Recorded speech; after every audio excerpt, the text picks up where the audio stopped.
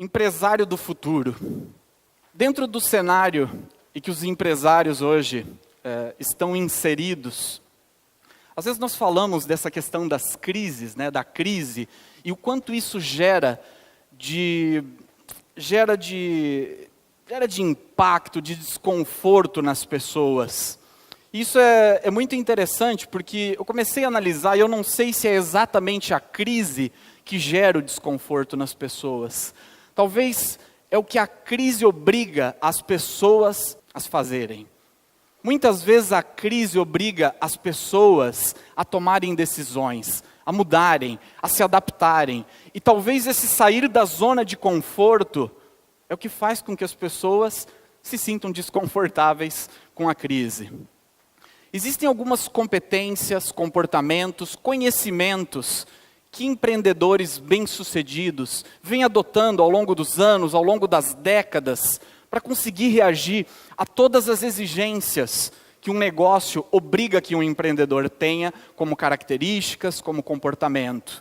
E hoje, o objetivo da palestra Empresário do Futuro, que na realidade não é mais empresário do futuro, talvez é empresário do presente, é compartilhar com vocês algumas boas práticas e estratégias que eu venho estudando e visualizando em pessoas bem-sucedidas. Em pessoas bem-sucedidas como Robinson, em pessoas bem-sucedidas como Ednei, das Águas Imperatriz, em diversos empreendedores, alguns muito reconhecidos, em pessoas bem-sucedidas como Jefferson, da Gralha Imóveis.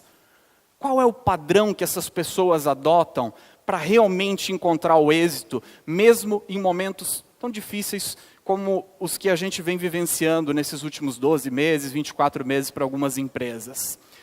Antes de avançar no tema propriamente dito, eu gostaria de pedir uma autorização a vocês. Eu sou coach, eu faço isso ao longo dos últimos 10 anos, e eu sempre preciso pedir autorização para ser os coaches dos meus clientes, dos meus coaches. E nessa noite eu gostaria de pedir a sua autorização, para que nos próximos 40, 45 minutos, eu possa ser o seu coach. Por que eu peço a sua autorização?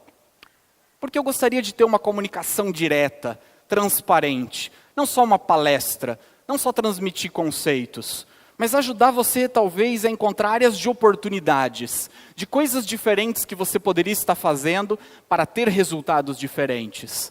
E para isso eu preciso de fato ter uma comunicação direta, aberta, honesta com cada um de vocês. Me permitem que eu seja o coach de vocês nessa noite? Todos? Muito obrigado pelo compromisso voluntário. Vamos avançar. Pergunta: qual o peso máximo que uma pessoa consegue levantar com os braços? Alguém sabe? Chutem. Qual é o número? Quantos?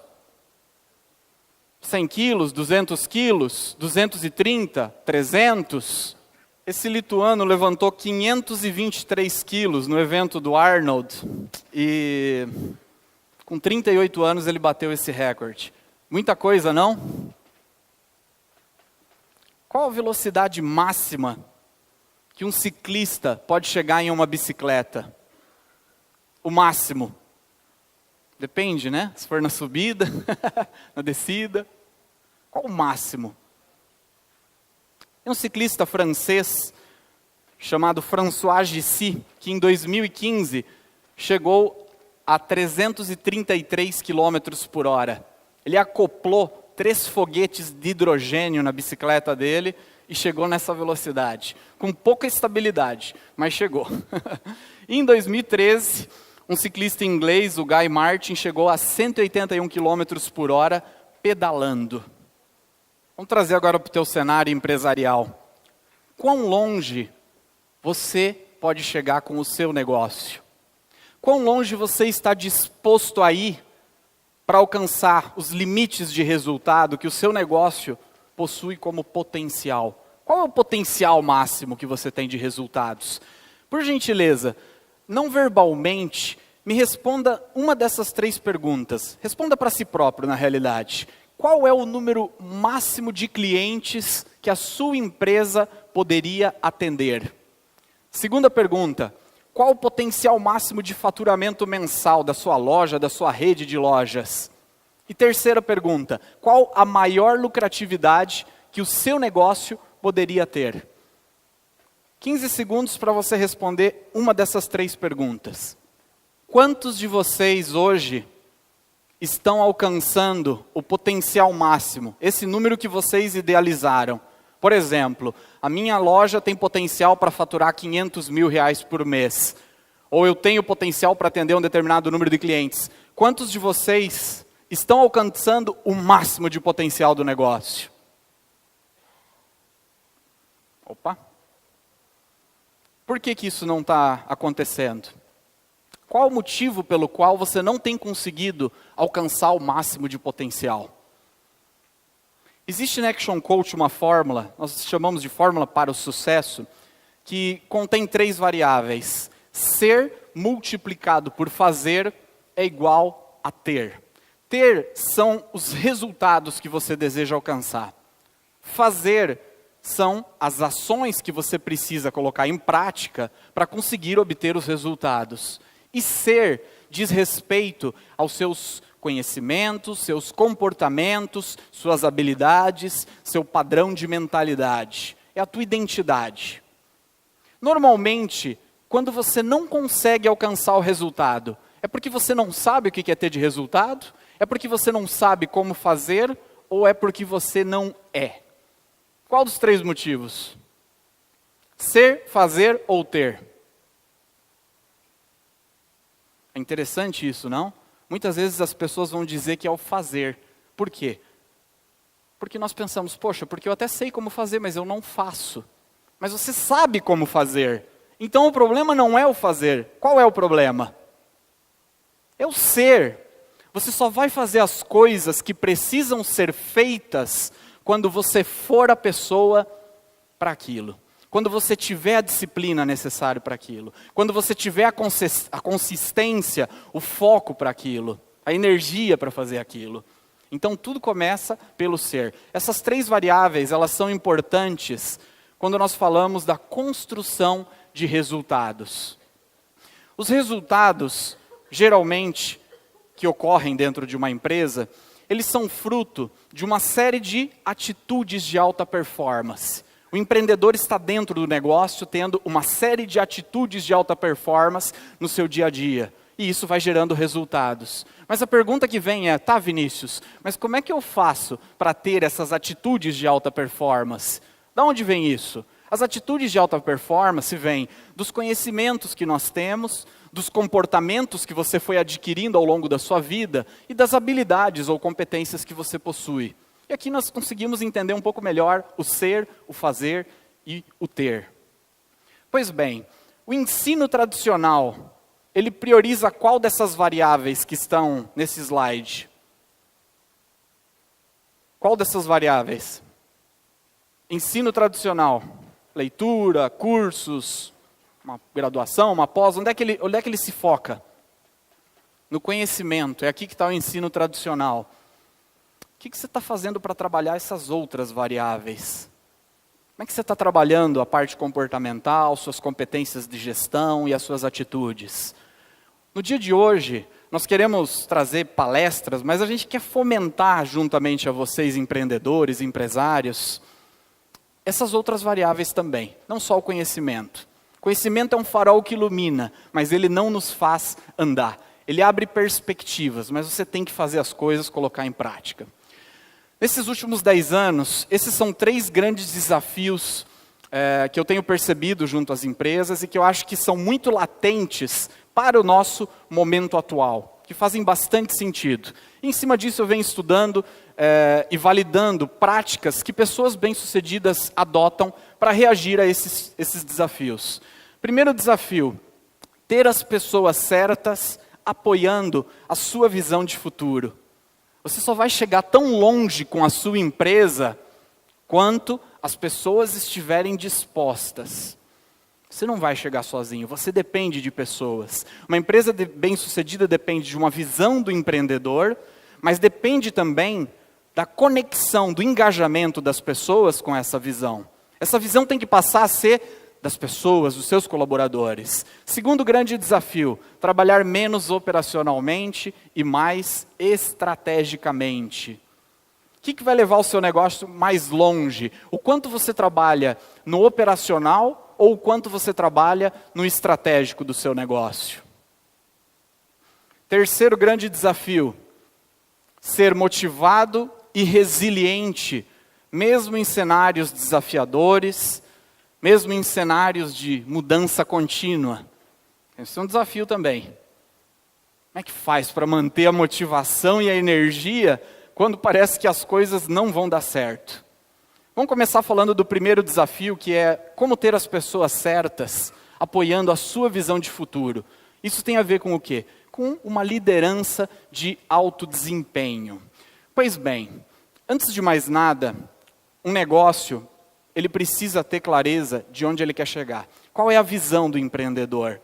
E como é que nós estabelecemos essa visão? Estabelecendo a visão da empresa, estabelecendo a missão da empresa, estabelecendo as metas de curto, de médio, de longo prazo, estabelecendo os valores do negócio. A sua empresa é como se fosse um ônibus. Para onde é que esse ônibus está indo? Você precisa contar isso para a tua equipe. Pergunta: quantos de vocês já entraram em um ônibus sem saber para onde ele vai? Pode levantar a mão, que às vezes tem algumas pessoas. Muito obrigado pela sinceridade. Em regra, isso não acontece. Geralmente as pessoas sobem no ônibus quando? Quando elas sabem para onde esse ônibus está indo. Você precisa contar para a sua equipe. Meu amigo, esse aqui é o meu ônibus chamado tal empresa, é o nosso ônibus. Esse aqui é o seu banco, é aqui que você vai sentar. É dessa forma que você vai contribuir para que a gente alcance o topo da montanha. É dessa forma que você vai ser reconhecido. Esses aqui são os valores que regem a maneira como você deve se comportar na trajetória que nós vamos ter pela frente, diante dos desafios. Esses são indicadores que vão medir o seu desempenho. Assim você está apresentando as diretrizes. Pois bem, só isso basta? Não.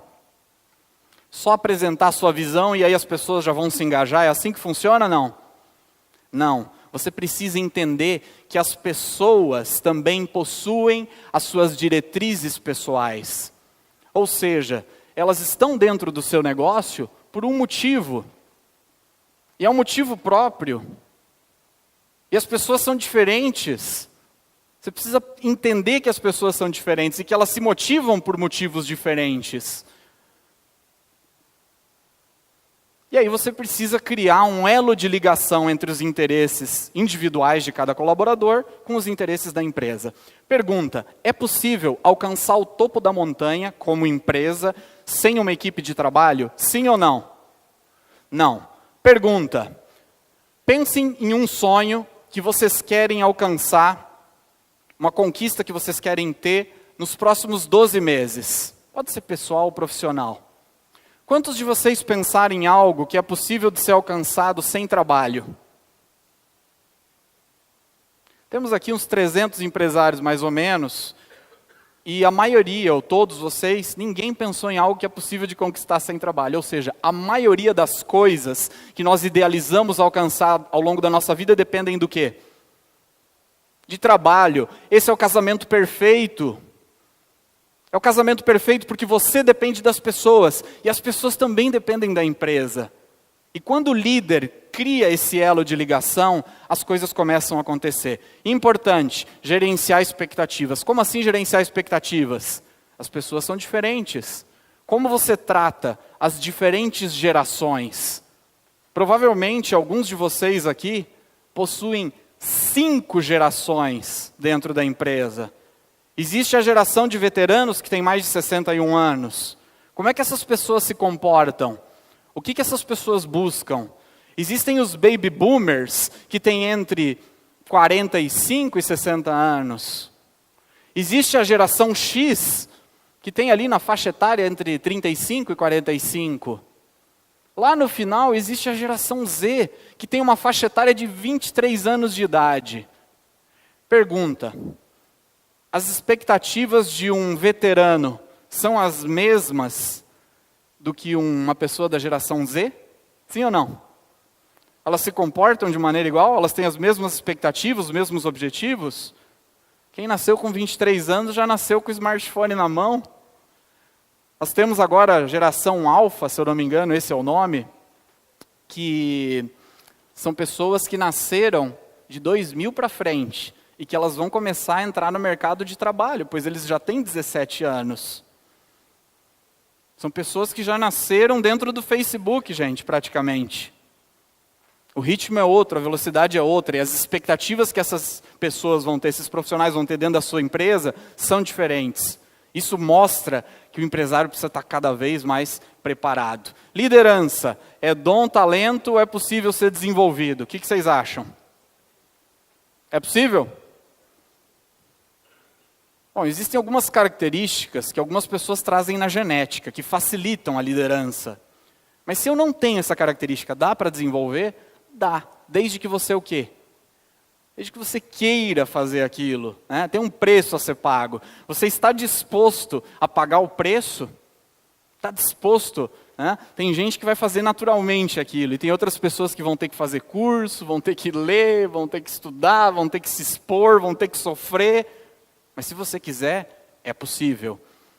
Eu acredito que uma das técnicas mais simples que eu conheço é essa daqui. Ah, Vinícius, gostei disso aí. Eu acho que eu tenho que começar a desenvolver a minha liderança. Como é que eu faço isso? Ótimo. Técnica dos 3 Cs. Valida os 3 e vai mantendo teu aprimoramento contínuo. Primeiro C, conhecimento. Tudo que você precisa saber sobre liderança já foi dito ou escrito por alguém. Você não precisa criar nada de novo, não precisa ser um inventor, não precisa inovar. Existem dezenas de livros, de estudos, de vídeos que falam sobre isso. Você pode buscar mentoria, pode se inspirar em pessoas que são referências, que são referência nisso. Esse é o primeiro C, conhecimento. Segundo, comportamento. Vou explicar um pouco melhor na sequência. E terceiro, competências. Falei um pouco aqui dos conhecimentos. Esse é o primeiro passo. Conhecimento é um farol que ilumina, que abre perspectivas. Mas só isso não basta. Conheço muitas pessoas que têm graduação, pós-mestrado e até doutorado e que às vezes não aplicam. Tem que ter conhecimento, mas tem que aplicar. Vamos falar um pouco de comportamento. Comportamento é uma coisa meio subjetiva, não? É difícil de quantificar. Ok, comportamento, mas como é que eu trabalho comportamento? Eu gostaria de compartilhar com vocês podem se aprofundar mais nisso depois, uma teoria chamada teoria DISC. A teoria DISC classifica os estilos de comportamento que as pessoas têm em 4. As pessoas podem ser dominantes. O que quer dizer um dominante? É uma pessoa extremamente competitiva, audaz, direto, persistente, extrovertido e orientado para tarefas, sob pressão exigente, mais determinado ainda, às vezes um pouco agressivo, insensível com as pessoas, quando está pressionado. Influente, carismático, popular, comunicativo, gosta de falar, não tem problema em conhecer novas pessoas. É um influente, orientado para relacionamentos, extrovertido. Às vezes é muito otimista, às vezes tem que trazer ele para baixo. Temos também o estável, amigável, relaxado, empático, sabe escutar. Uma pessoa agradável, uma pessoa bacana, uma pessoa servidora. Não gosta de conflito, às vezes também não gosta muito de mudanças. E por último existe o condescendente, que também chamamos aqui de conformidade. É uma pessoa técnica, centrada, detalhista, perfeccionista. Esses são os 4 estilos. Todos nós temos um pouquinho de cada, só que tem um que predomina mais. E aí acaba acentuando uma certa característica. Qual é o tipo de característica comportamental que você precisa começar a adotar dentro do seu papel como empresário para começar a ter melhores resultados juntamente com a sua equipe? Essa é a reflexão. Quais são as características? Qual é o teste DISC dos empreendedores bem-sucedidos? Tem uma edição da Você S.A. que fala bastante a respeito disso e mostra uma série de estudos que dão indícios de quais são os perfis para cada papel que uma pessoa ocupa dentro de uma organização. Bom, Vinícius, gostei desse negócio do DISC. Tá? Só deixa eu explicar uma coisa aqui importante. Existem 2 tipos de perfis DISC, o adaptado e o natural. O natural é você em essência, com os relacionamentos mais íntimos. Pessoas mais próximas que você conhece e convive diariamente. E o adaptado qual é? O adaptado é você, aqui nesse momento, vocês estão no perfil adaptado. A maior parte do nosso tempo, nós estamos nos adaptando para extrair mais resultado das nossas relações e dos papéis que nós temos. Então, basicamente, são esses dois. Eu gosto de explicar isso de outra forma. A forma mais simplista é assim, ó. Sabe quando você está namoro novo? Você acha que você está no perfil natural ou no adaptado? Início de namoro. Adaptado, né? Um é dominante e o outro é estável. Natural ou adaptado? Adaptado, né? Coisa linda, não? Início de namoro. E depois casa. O que acontece? O que acontece depois do casamento? Cada um começa a ir para o seu natural, né? E vai, e vai. E alguns homens prudentes o que fazem? Se adaptam. É isso, essa é a charada. Sugiro que quem não casou ainda, que faça o teste DISC antes. Você vai evitar muita fadiga na sua vida, né? Pessoal, é o seguinte. Vinícius, achei interessante e acho que eu preciso acentuar determinadas características. Preciso ser mais dominante, preciso ser mais influente, preciso ser mais estável, mais condescendente, mais conformidade. Aqui estão os 12 subfatores que determinam essas 4 características. Um dominante é dominante porque ele é mais determinado, é mais automotivado, é mais independente. O influente é mais sociável, mais entusiasmado ou é mais autoconfiante. O estável é mais paciente, tem consideração pelas pessoas ou persistente. E conformidade é uma pessoa que tem conexão com regras, padrões, procedimentos, rotinas. É perfeccionista, exato nas coisas que faz. E tem um senso de perceptividade. Eu gostaria de propor um exercício, primeiro, nas mesas, em grupo. De forma consensual, cada mesa tem que chegar a um consenso de quais são as 2 características dessas 12 que eu mostrei aqui. Vocês têm uma folha dentro da pastinha com as 12 características. Vamos lá, 30 segundos. Individual. Cada um de vocês faça uma avaliação dos 12 subfatores e escolha um que você precisa começar a desenvolver ou mesmo aprimorar para conseguir ter mais resultados dentro de uma perspectiva de liderança, que é o tema que estamos falando. Selecione uma característica. Gostaria de escutar alguns de vocês. Só fala qual foi a característica. O que é que você selecionou? Eu selecionei a autoconfiança. Show de bola, parabéns. E aqui? Qual que você selecionou, Raul? Persistência. Persistência. Show de bola. Selecionou uma? Conexão. Conexão, com regras, padrões, procedimentos. Com licença. Sociabilidade. Sociabilidade, parabéns. Show de bola. Ana Maria. Paciência. Paciência, desculpa, Ana Maria. Rose, tudo bem? Tudo bem. Entusiasmo. Entusiasmo, parabéns. Olá, tudo bem? Tudo bem. Autoconfiança. Autoconfiança. Excelente, show de bola. Tudo começa por um processo de decisão, qualquer mudança, né? Esse é o primeiro passo. Eu selecionei aqui 24 competências de liderança e gestão que os principais estudiosos de liderança e gestão consideram como as características mais relevantes. Conhecer a si mesmo, entender como você afeta as outras pessoas, disposição, capacidade, autodisciplina para ouvir, disposição para se comunicar e se fazer compreender, não procurar desculpas. Aqui tem 24 competências. Essa etapa vai ser diversão de casa para vocês. Vocês têm essa folhinha com as 24 competências. E qual será a diversão de casa? Você vai se autoavaliar de 0 a 10, colocando qual o número que reflete hoje você em relação àquela característica. E você, depois disso, vai selecionar 3 que você acredita que precisa aprimorar ou desenvolver.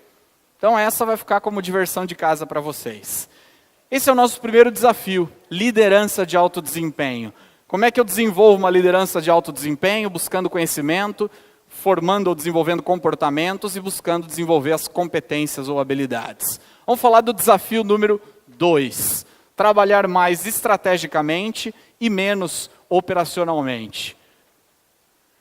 Pois bem, como isso é possível? Através de uma gestão mais eficiente do tempo.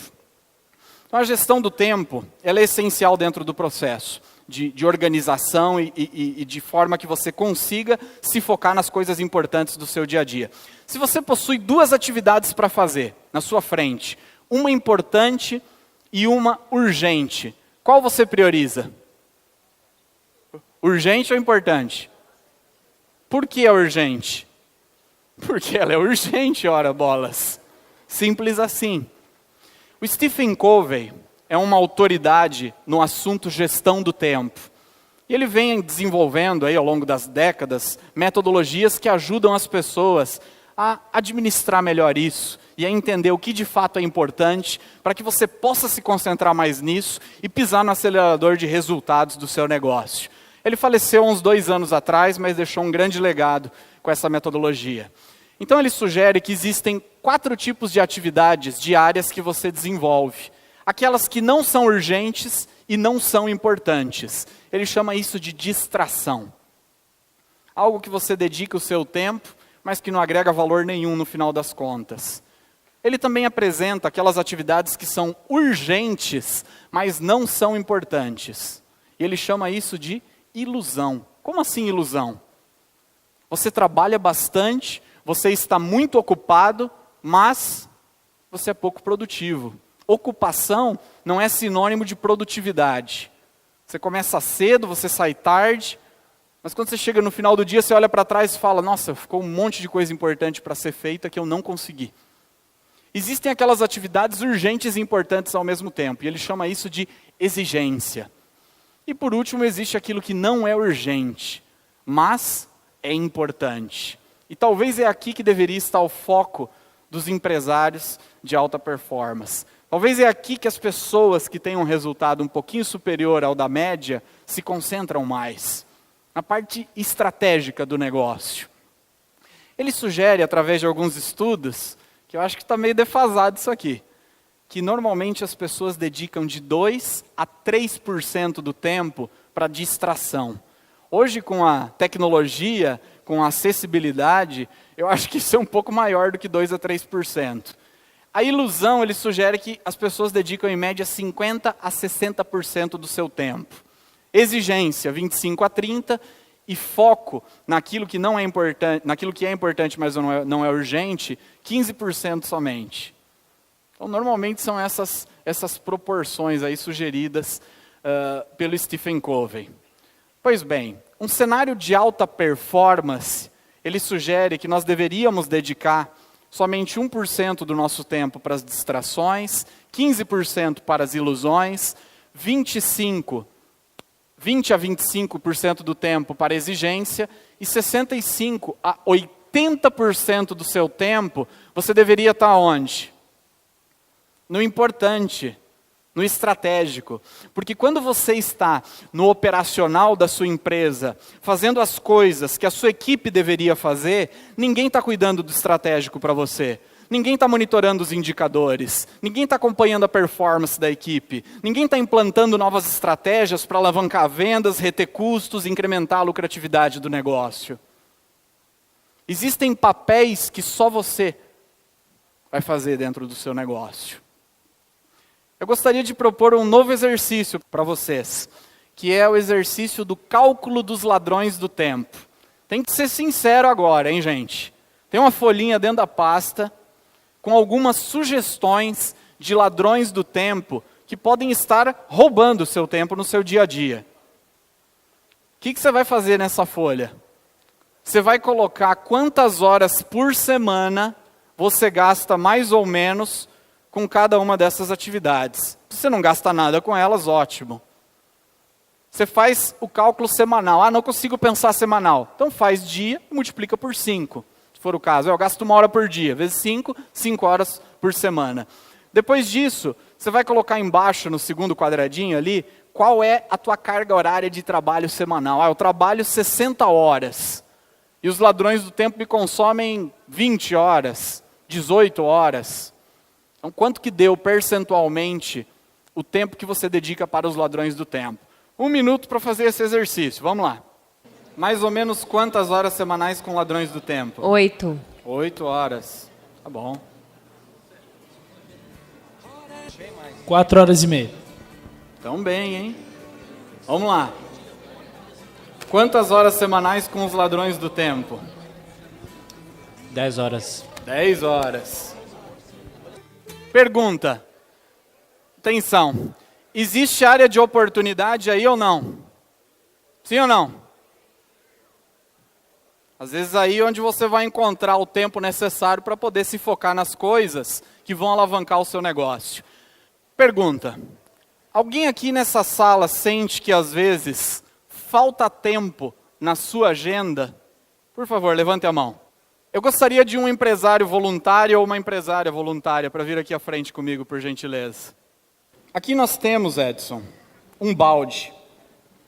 E esse balde representa a sua jornada, a sua vida e o seu tempo disponível. Ao longo da sua vida, você vai enchendo esse balde com uma série de pequenas pedras. E essas pequenas pedras, Edson, elas representam as pequenas coisas que ocupam o seu tempo e que vão preenchendo a tua carga horária, a tua rotina e exigindo de você. O teu desafio aqui, Edson, é colocar as coisas importantes dentro desse balde. Perfeito. Certo? Aqui nós temos algumas pedras, e eu vou lendo, à medida que o Edson escolha, de atividades importantes que nós temos no nosso dia a dia. Algumas pessoais, outras empresariais. Planejamento e delegação. Férias. Tempo para si mesmo, recarregar energias. Então vamos lá, Edson, fique à vontade. Preciso Qual falar, você começaria? preciso falar o que eu colocar? Fala a pedra e coloca. Primeiramente, férias. 20 anos de empresa, nunca tive férias. Alguém já se sentiu assim? Família e amigos, em virtude da empresa nos consumir, esquece dos amigos.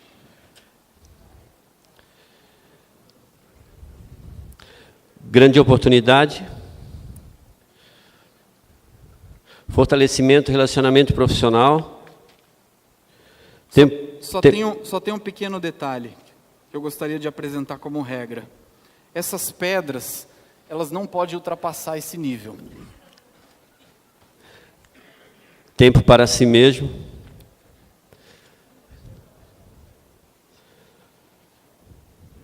Trabalhar estratégia dentro da empresa.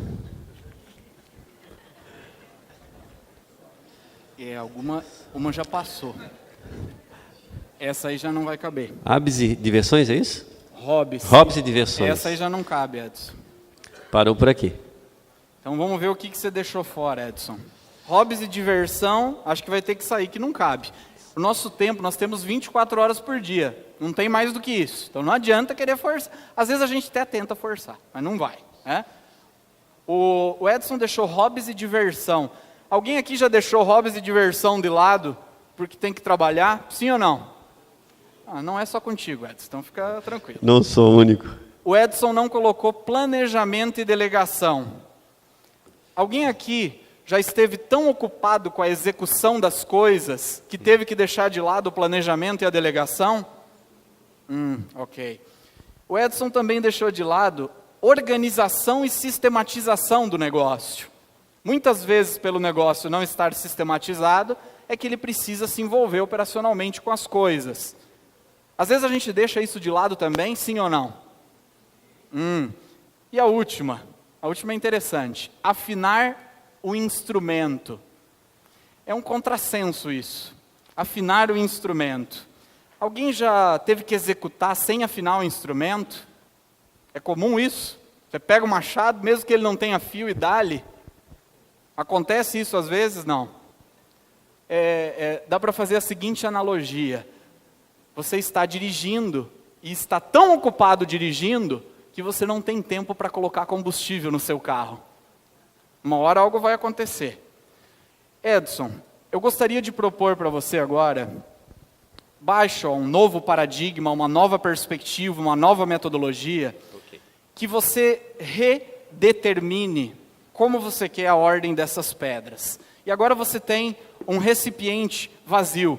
E você pode colocar as pedras da maneira que você quiser, na ordem que você quiser. Como é que você faria isso? As pedras que faltam? Começaria primeiro pelas pequenas ou pelas grandes? Pelas grandes. Vai colocando então, Edson. Organização e sistematização. Fortalecer relacionamentos. Planejamento e delegação. Planejamento e delegação.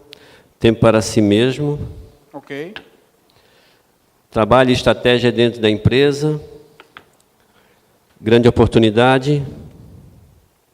Afinar o instrumento. Hobbies e diversões. Família e amigos. E eu mereço férias. E agora as pequenas coisas. Pode colocar.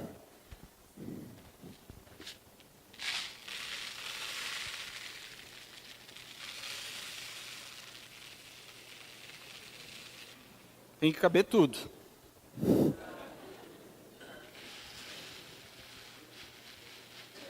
Você está querendo se livrar de algumas dessas pequenas coisas, né?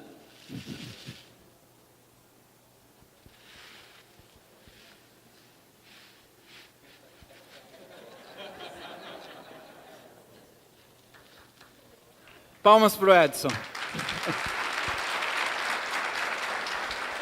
Edson, deixa eu te fazer uma pergunta. Se você tivesse a condição de escolher as pedras que você quer colocar, na ordem que você quer colocar, você acha que isso geraria um impacto na sua vida? Grande, muito grande. Muito grande.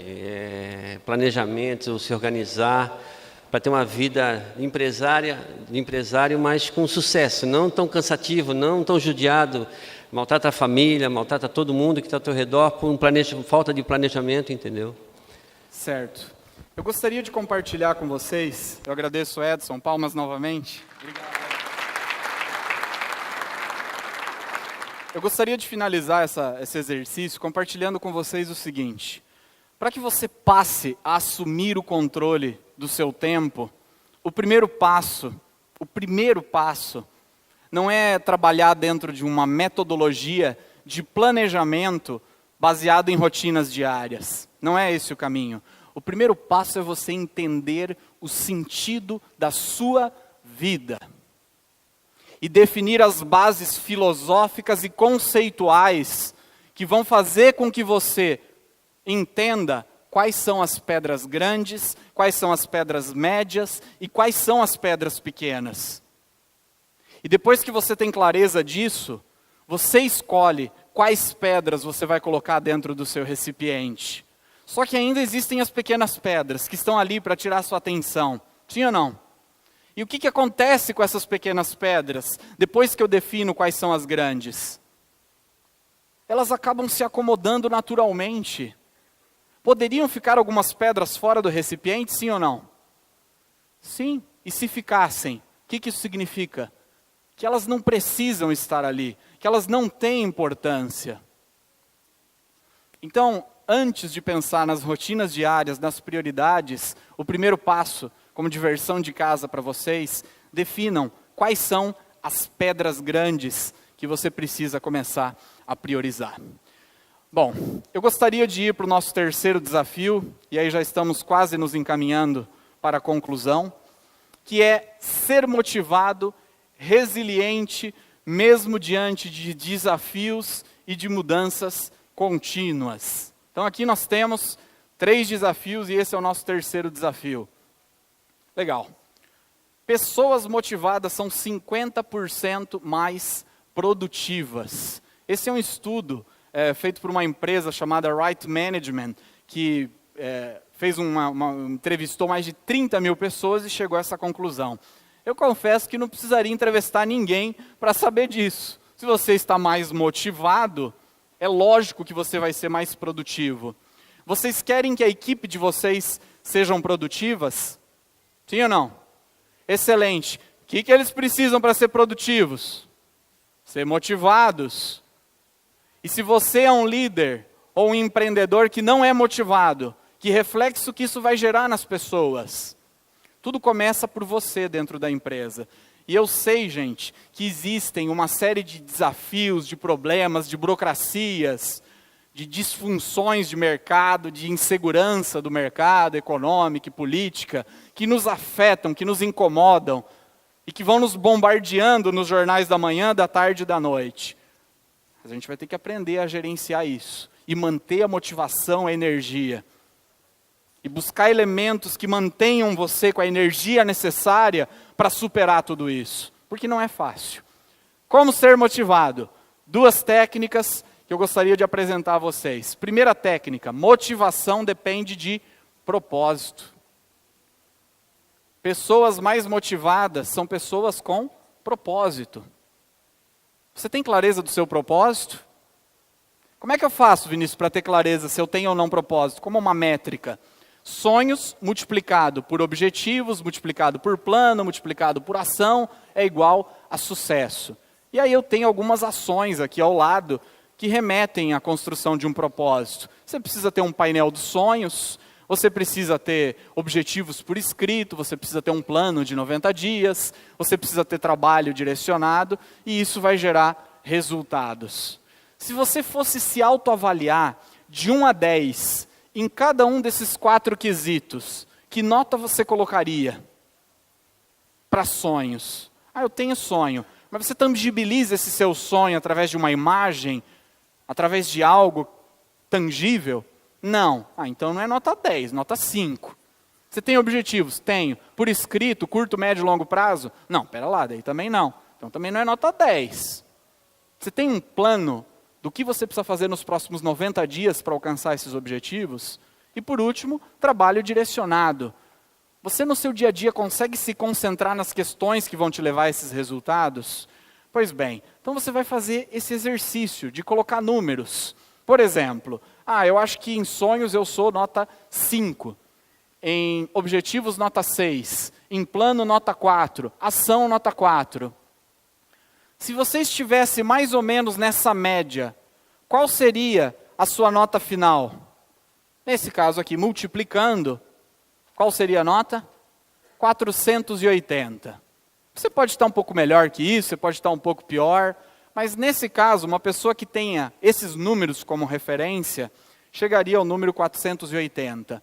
Só que eu te pergunto o seguinte, 480 de quantos possíveis? Qual é o benchmark aqui? Quanto? 10 mil. 10 mil pontos possíveis. Pergunta, existem áreas de oportunidade aqui, sim ou não? Onde estão suas áreas de oportunidade?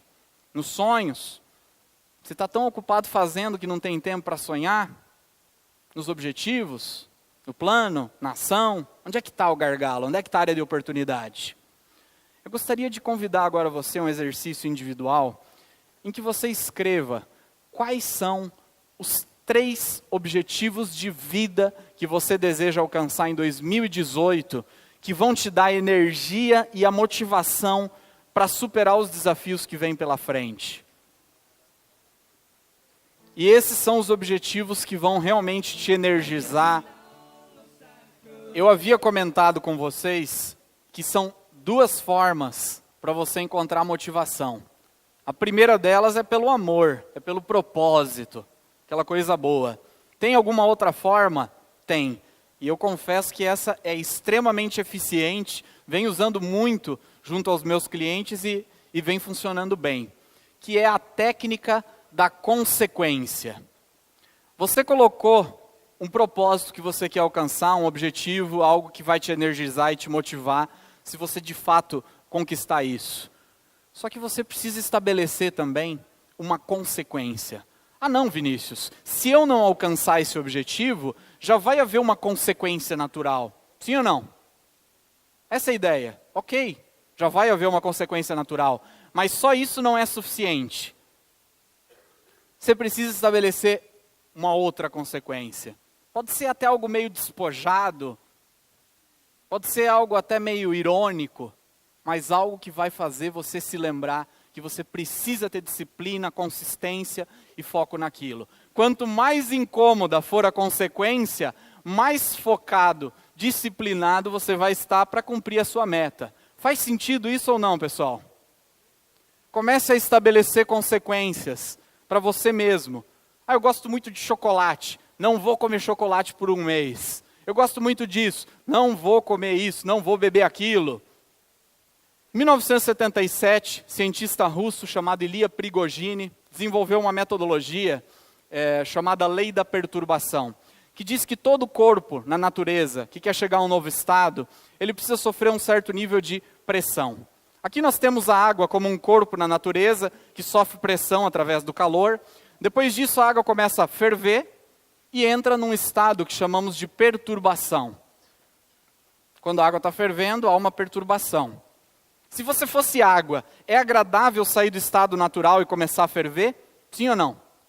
Não, não é agradável, é perturbador. Só que a perturbação é a etapa que precede o novo estado, que é o vapor. Você não vai chegar a um novo estado de resultados sem pressão. E nem vai chegar a esse novo estado sem passar pela perturbação. Então, normalmente, nós saímos de um evento como esse, cheios de energia, de ideias, de coisas diferentes que poderiam ser feitas para ter resultados diferentes. E aí, você se depara com a perturbação.